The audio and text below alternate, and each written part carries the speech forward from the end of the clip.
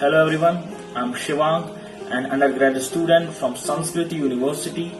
and as we all know that it is a very crucial time for our country to fight with COVID-19 pandemic. So I request everyone to follow all sorts of preventive measures in order to seize the growth of this pandemic in our country.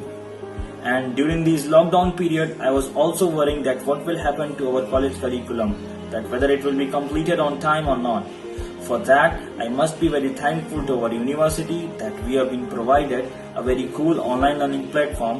where we can not only watch lectures prepared by our department faculties, but we can also make discussions with our classmates, and we can also share various study materials like notes, assignments, etc. So I can say that it is a very complete solution to all sorts of our academic needs, and after getting that, there won't be any hurdle in our flow of our studies instead of having a lockdown.